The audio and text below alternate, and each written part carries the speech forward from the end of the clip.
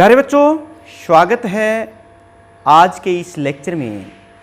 आज हम BSc second year की ऑप्टिक्स का इंटरफेरेंस का एक टॉपिक लेने जा रहे हैं। Interference in wedge shaped thin film. पिछले लेक्चर में हमने इंटरफेरेंस इन थिन फिल्म डिस्कस किया था। इंटरफेरेंस इन wedge shaped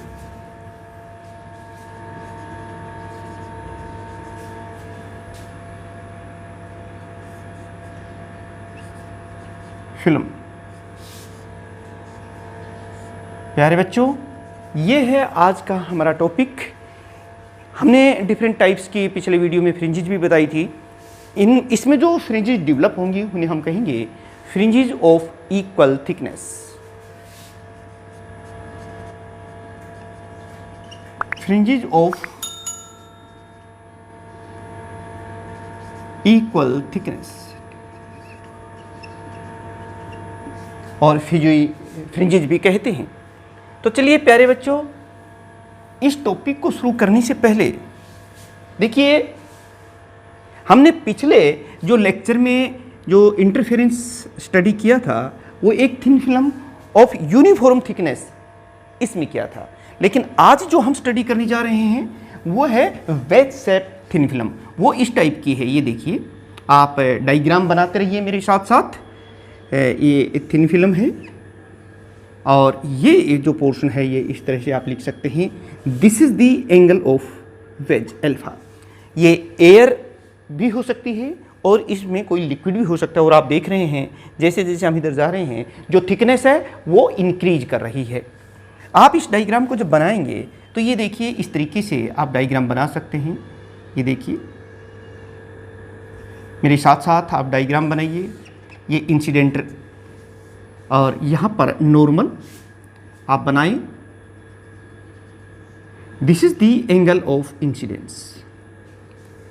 और यहाँ पर ये अपर सरफेस है फिल्म का, और यहाँ पर जो है पार्शियली रिफ्लेक्शन, इतने ही एंगल बनाते हुए ये हो गया है, और पार्शियली रिफ्रैक्शन हो रहा है। ये देखिए, और ये है एंगल ऑफ रिफ्लेक्शन। मेरे साथ डायग्राम बनाते रहिए, आपको सब कुछ समझ में आएगा। यहां पर फिर से ये नॉर्मल आप देख रहे हैं। यहां पर ये lower surface of thin film है, यहां पर फिर से ये रिफ्लेक्शन हो रहा है। ये देखिए, और यहां पर एक पॉइंट आप नोट कर सकते हैं। ये थिन फिल्म हमारी इस सरफेस पर ये रिफ्रैक्शन के बाद ये लाइट रे ऐसी जा रही है, और यहां पर ये नॉर्मल हम ड्रा कर देते हैं। इस पॉइंट को थोड़ा सा अगर हम आगे बढ़ाएं तो आप देख सकते हैं इस तरीके से। ये देखिए, ये जो एंगल आर है और आप देख रहे हैं कि ये अल्फा है।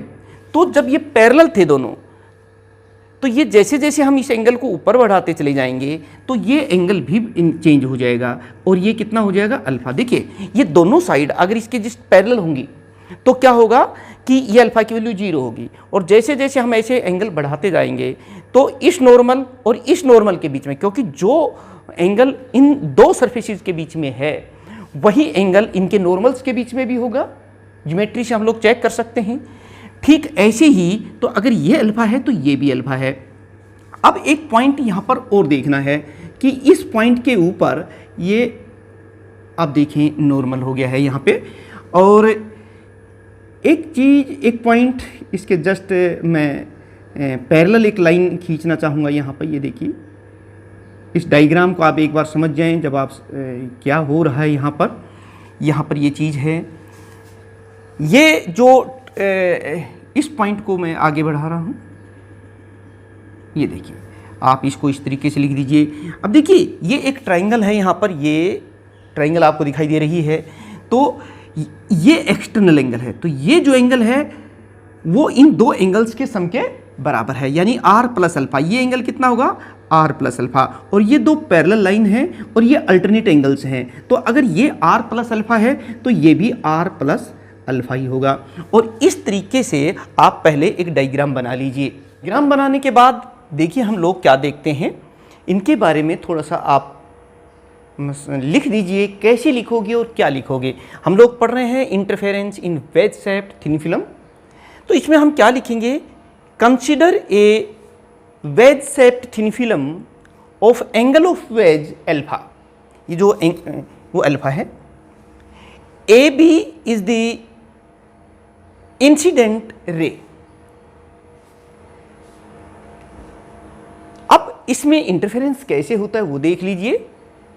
इन this case the interference in reflected system, हम बात रिफ्लेक्टेड सिस्टम की कर रहे हैं। In reflected system the interference takes place due to the superposition of the light rays reflected at the upper surface of the film and at the lower surface of the film. And so let us write here in reflected system.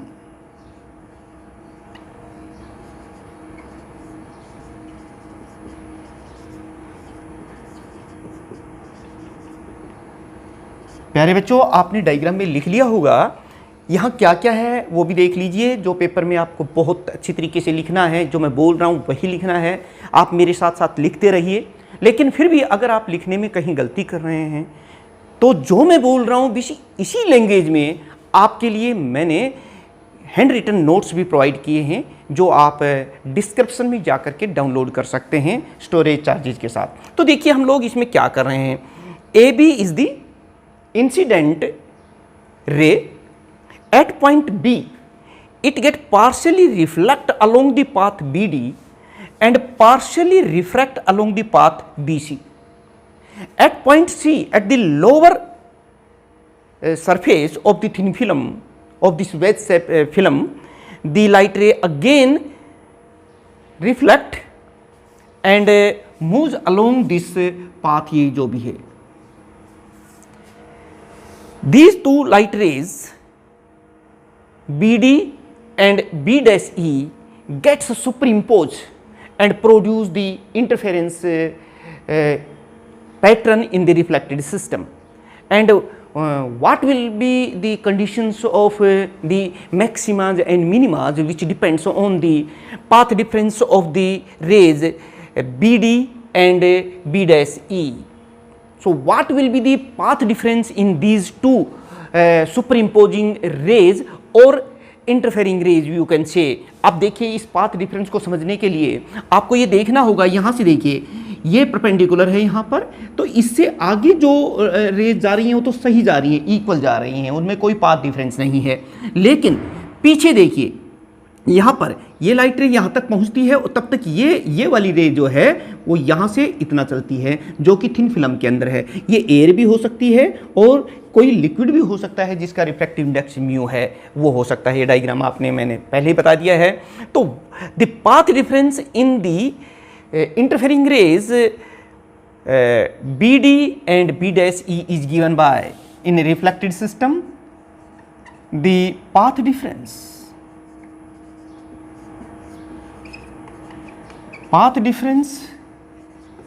between interfering rays is given by, अरे बच्चों आप देख लीजिए कितना हो जाएगा ये BC plus, ये देखिए BC प्लस CB डैश, ये है, इसको मैं लैम्डा डैश से लिख देता हूं यहां पर, and it is through film, ये फिल्म के अंदर से है, इस फिल्म के अंदर से है, माइनस ये पाथ तो इतना यहां से हुआ और इस लाइट रे ने इतना पाथ यहां से, ये भी हमें यहां से सब्ट्रैक्ट करने का, बी डी थ्रू एयर। और अगर ये किसी लिक्विड की थिन फिल्म है जिसका रिफ्रैक्टिव म्यू है, तो फिर इस पाथ डिफरेंस को हम लिखेंगे lambda dash is equal to B C plus C B dash into mu minus B D, ये हो गया।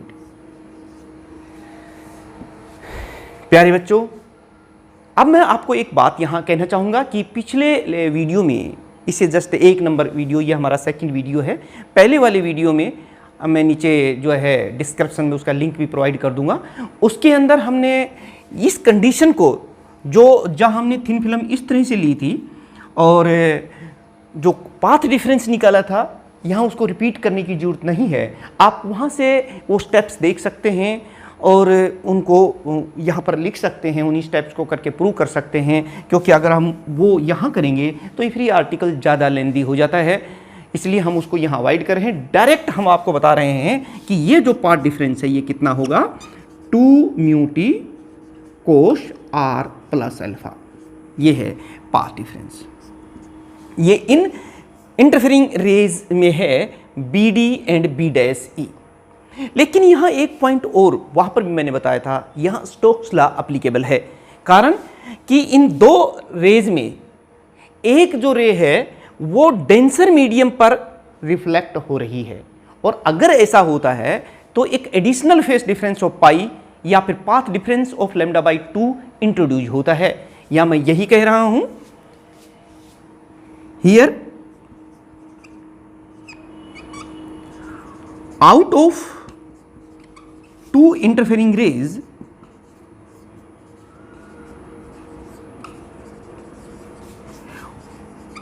one is reflected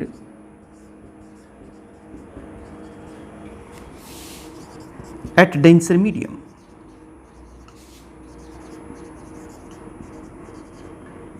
So, according to Stokes law,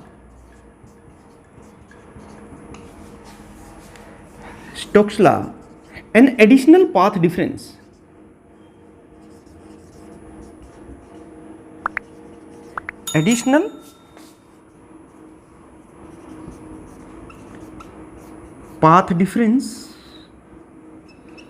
of lambda by 2 और phase difference pi is introduced here. आप लिखेंगे यानी कि ये जो नेट पाथ डिफरेंस हो जाएगा, therefore net path difference is equal to lambda dash plus minus lambda by 2।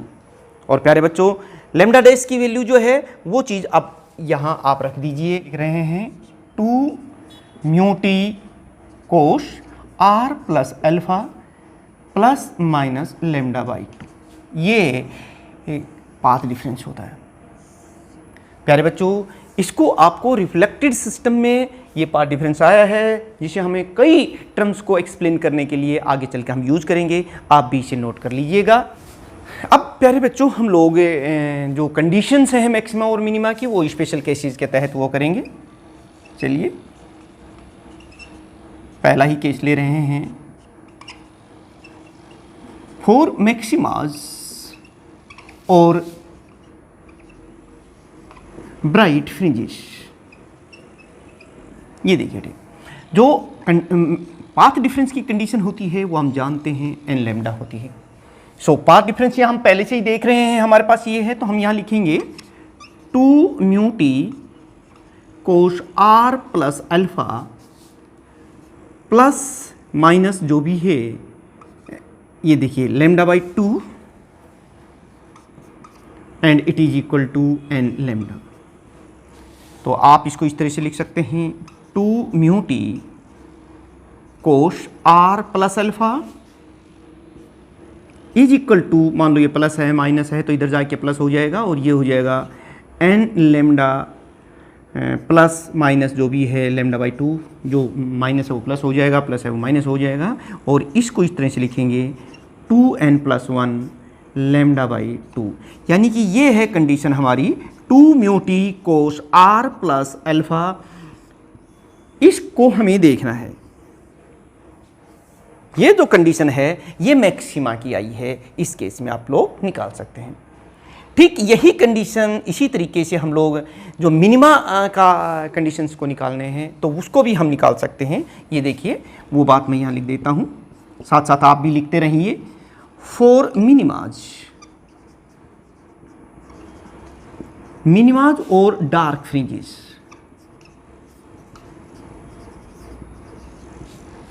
इसके लिए आप समझ सकते हैं कि जो पाथ डिफरेंस हम लेके चलते हैं वो कितना होता है, 2n plus 1 lambda by 2।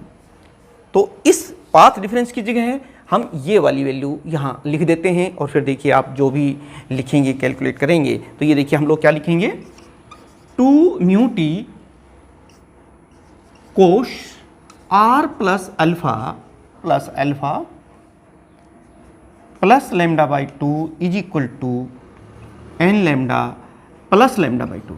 Lambda by से लैम्डा बाई 2 जो है वो आप लोग कैंसिल कर सकते हैं और हमारे पास आ जाएगा 2 mu T cos R plus alpha it is equal to N lambda. प्यारे बच्चों, ये जो कंडीशन आई है ये मिनिमा की कंडीशन है। This is for minima and this is for maxima. तो these are the conditions for the maximas and मिनिमाज।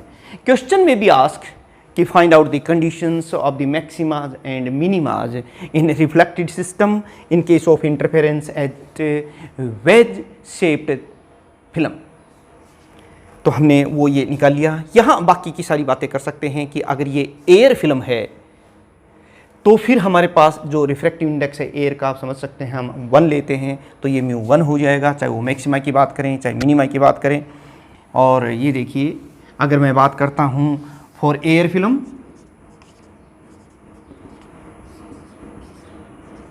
Air film के लिए म्यू की जो है वैल्यू 1 हो जाएगी और उस केस में ये जो कंडीशन हमारी मैक्सिमा की है ये क्या हो जाएगी 2t cos r plus alpha and it is equal to 2n plus 1 lambda by 2 ये हो जाएगी। और यहाँ पर अगर हम मिनिमा की बात करते हैं तो ये मिनिमा की कंडीशन है, ये हो जाएगी 2t cos r plus alpha is equal to n lambda.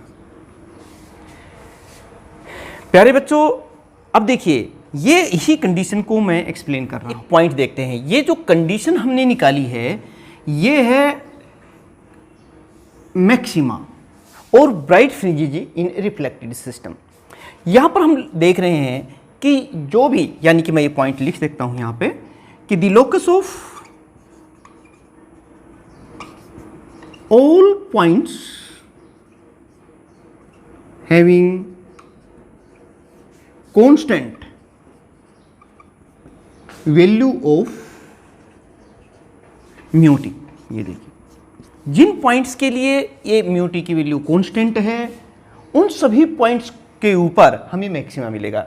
यानी कि the locus of all points having constant value of mu T appear bright, तो हम कहेंगे fringes of equal thickness. The locus of all points having constant value of mu t appear bright are called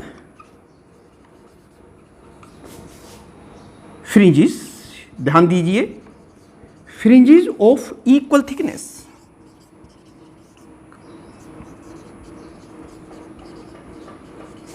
और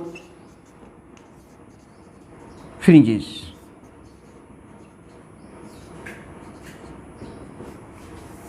ये चीज़ आप यहाँ से देख सकते हैं। अब एक पॉइंट और यहाँ नोट करने का प्यारे बच्चों कि देखिए थिकनेस बढ़ती जा रही है जैसे जैसे हम इस एज से आगे की तरफ जा रहे हैं, इंक्रीजिंग थिकनेस की तरफ जा रहे हैं। लेकिन इस ये जो फिल्म है इसकी थिकनेस यहाँ पर कितनी है at edge of the wedge. ये देखिए एट एज ऑफ वेज हम ये देखना चाहते हैं कि ये जो एज है ये किस टाइप का दिखाई देगा, वो इस कंडीशन से हमें पता चल जाएगा। देखिए हम जानते हैं एज ऑफ वेज पर क्या होता है टी टेकन 0, जो थिकनेस होती है वो कितनी होती है 0 होती है।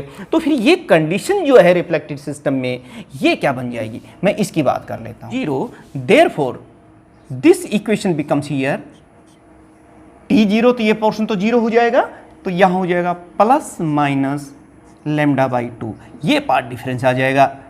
और ये जो कंडीशन है ये मिनिमा की है, डार्क फ्रिंजेस की है।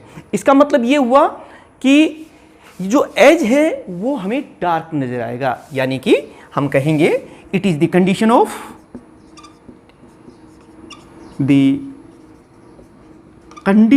ऑफ मिनिमा और dark fringes.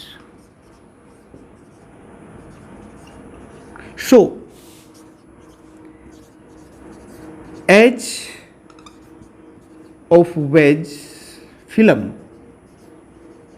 appear dark in reflected system। हम बात स्टडी ही रिफ्लेक्टेड सिस्टम कर रहे हैं, इन रिफ्लेक्टेड सिस्टम। प्यारे बच्चों, अब देखिए यहां तो हमें डार्क फ्रिंज मिल गई है, ये देखिए ये तो डार्क फ्रिंजेस है, लेकिन जैसे जैसे हम आगे की तरफ जाएंगे तो टी की वैल्यू चेंज होगी। कहीं पर ये वैल्यू जो है वो मिनिमा की कंडीशन को सेटिस्फाई करेगी तो वह हमें मिनिमा मिलेगा, डार्क फ्रिंज मिलेगी। ये देखिए कहीं हमें फिर ये देखिए ये फिर डार्क मिनी और बीच में कहीं मैक्सिमा।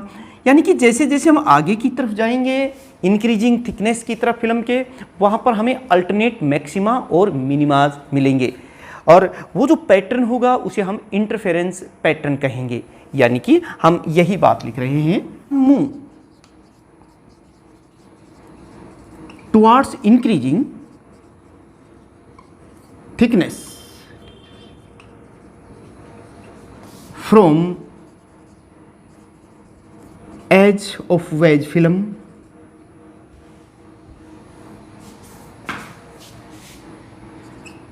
we get alternate, एक मैक्सिमा और एक minima, alternate maxima and minima या alternate bright and dark fringes।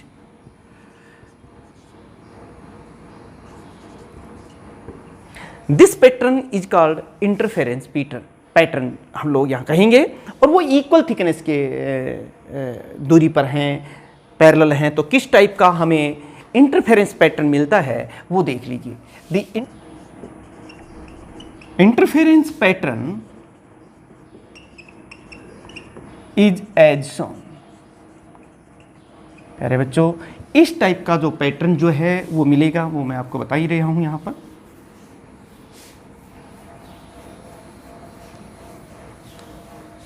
The interference pattern is as shown. ये देखिए ये जो थिन फिल्म है वो इस टाइप से है, ये जो एज है यहाँ ये तो हम जानते हैं अल्फा है ही, और ये क्या है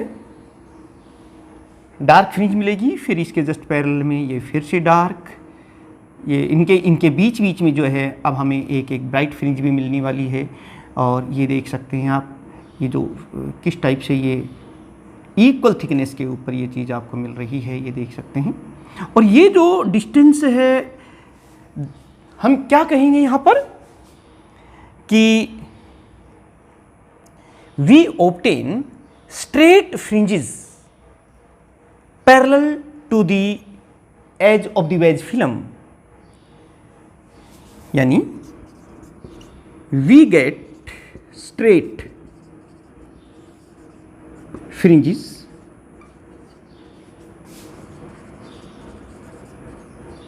parallel to edge of wedge।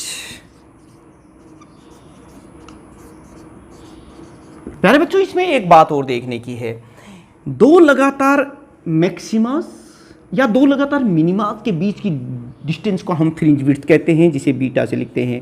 ये बीटा है क्योंकि ये मिनिमा है, फिर ये मिनिमा मिला तो ये भी फ्रिंज विड्थ है, ये बराबर बराबर डिस्टेंस पर है। The distance between the two conjunctive maximas or two conjunctive minimas is called fringe width। प्यारे बच्चों, तो आपने देखा कि interference in wedge shaped thin film जो है किस टाइप से होती है रिफ्लेक्टेड सिस्टम में, क्या उनकी कंडीशंस होती हैं मैक्सिमा और मिनिमा की।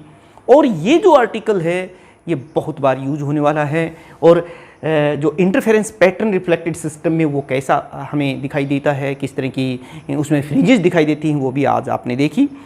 आज का क्योंकि लेक्चर थोड़ा ज़्यादा हो रहा है, इसलिए नेक्स्ट लेक्चर जो हम लोग करने वाले हैं उसमें हम पढ़ेंगे कि ये फ्रिंज विड्थ जो है ये क्या होती है जो वेज शेप के केस में ही, और इसका एक्सप्रेशन हमें निकालना है। और फिर हम ये देखेंगे कि ये फ्रिंज विड्थ जो है ये किन फैक्टर्स पे डिपेंड करती है।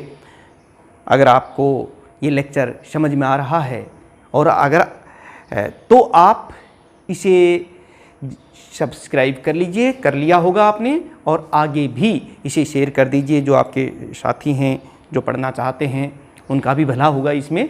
और एक और पॉइंट यहीं पर है कि अगर आपको इनके नोट्स चाहिए, जो मैं बोल रहा हूँ वही नोट्स हैं, बुक की सहायता से वो चीज़ नहीं बनाए गए हैं, बस ये आपकी हेल्प के लिए हैं कि जो चीज़ यहाँ लिखा है कुछ रह ना गया हो तो वो चीज़ें आपको नोट्स फॉर्म में हाथ से लिख करके मैं आपके लिए प्रोवाइड कर रहा हूँ, जो आपके लिए बहुत ज़्यादा हेल्पफुल होंगे आपके एग्ज़ाम्स के लिए, अच्छी स्कोरिंग करने के लिए। तो प्यारे बच्चों, मिलते हैं नेक्स्ट लेक्चर में बहुत इंपॉर्टेंट आर्टिकल के साथ। और आप जो है बेल आइकन दबा दें ताकि आपको समय रहते नेक्स्ट वीडियो का पता चल जाए।